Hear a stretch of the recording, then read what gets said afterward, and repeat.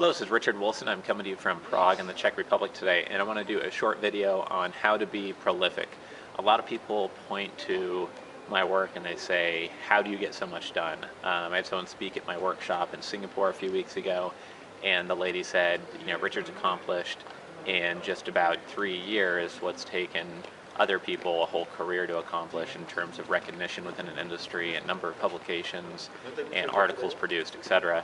And I found that just almost on accident, people are saying this a lot about me and about my businesses, is just how prolific we are. So it's not something I really designed to do from the very beginning and said, oh, I want to be known as being prolific or writing a lot or producing a lot of video or a lot of books. It's kind of happened through all the different business strategies I've been employing and marketing I'm employing. So I wanted to share with you how to be prolific. I just got 3 or 4 quick tips for you in case you want to use this strategy for yourself. This goes hand in hand with my strategy, ubiquitous marketing and speed of implementation, and doing kind of a niche blitzkrieg and surrounding a niche with content. This is all related topics. So the very first thing is to make sure that everything you're doing is synergistic. A lot of times people think I'm very prolific because if I write 20 articles, well, I can probably take those 20 articles and create 2 strong white papers. And then after I've written 100 articles, I could have 5, 7, 8 white papers. So there's articles, white papers. From the white papers, you can develop a book. Typically, in between those steps, I might start with some blog posts that could turn into articles. You can do some audio interviews, recorded phone interviews, or what I call audio interviews. You can also do email-based interviews, and that can build up your white papers, article content, book content. You can do webinars, and webinars can be transcribed, and that can be great webinar content. We're actually experimenting with something right now where we do a 90-minute to 2-hour webinar on one very small niche topic, and then we're going to release a small paperback handbook on that topic. So the idea will be with every webinar we do, we're producing a new book, and we just choose the topics very carefully because it takes some extra work to do that, but it's very synergistic. Whereas if you did a white paper and then you did an article later, and then a couple years later did a book on something different, and then a webinar on some different topic, you just lose a lot of momentum. And so this all just builds on itself, and the popularity of these items feed on itself as well. Your articles get popular, your blog posts get popular, that's going to help you sell books, it's going to help you sell other things in your business, but it's also going to help promote the other content that you have and make it more rewarding to create new content, because if nobody's reading it, it's not very exciting to produce more of it. Second thing I wanted to suggest is just to have your team help you and not put it all on yourself. Even if you're a one-person business, your wife or significant other or somebody on a contractor website could at least help you with editing content. Somebody could at least help you with editing the video or audio, a family member, a business friend. There's different ways to compensate people, and you can get somebody to help you produce more content faster. The next thing I wanted to suggest is just that you always create a way to pulse, whether it's every time you travel, like I am now in Prague. I'm producing about 30 videos here in Prague, and when I'm in Paris tomorrow, I'm going to produce another dozen or 2 dozen videos.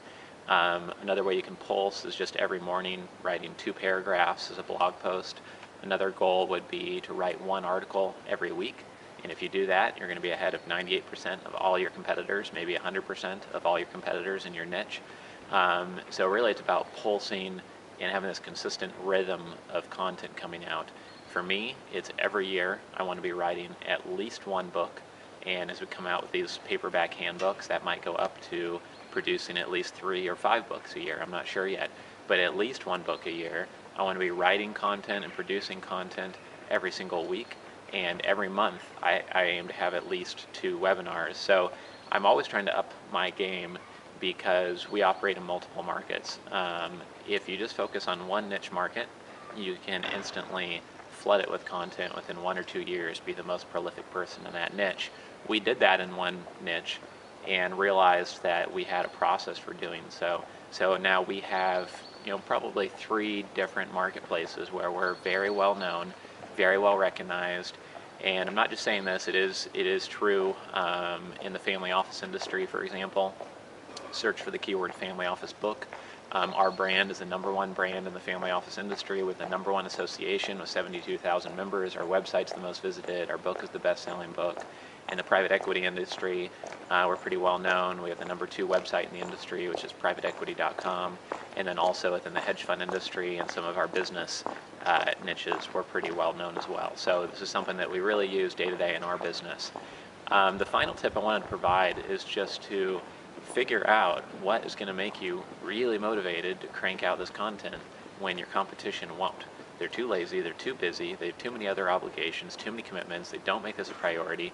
And for me, I'm super competitive, and what motivates me is thinking about a niche market that's so valuable that if you could be #1 in that market, there's no way that tens of thousands or hundreds of thousands of dollars would flow towards you by dominating that marketplace. And if you can be #1 in a very well-defined marketplace, and that's a position that you can just build up more and more barriers to keep competitors out. And I have an example of this in a second, but before I get distracted by that example, I just want you to think about that and think about what niche, what 1 or 2 niches could you just be 100% focused on for the next 2, 3, 5, 7 years and be the #1 thought leader, the most prolific person in that niche, and what would that mean for your business? And you have to have that type of excitement, and it has to be so exciting to be #1 in that niche that it doesn't matter if it takes 1 year or 7 years to do it, that you're going to keep on producing content until you are the standout #1 person in that niche. If you don't have that type of motivation, somebody else is going to beat you. You're going to get lazy, distracted, busy, family life will take over, other priorities in your business, more short-term money opportunities, so it's very important. One perfect example of this is that in the family office space, I'm the #1, I believe, most prolific person, or at least a top 3. But I see somebody who is trying to enter the marketplace, and they're trying to kind of rip off the brand name that we've built up in the space.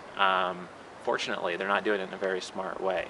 So they're not ripping it off explicitly. They have a slight tweak on the brand name, but what I found was that they didn't buy the domain name for that slight tweak. So even though they're coming out in the marketplace and saying that this new book coming out, and it's almost a rip-off of my book title, they didn't buy that domain name for their book title. And it's a generic term that you can't trademark.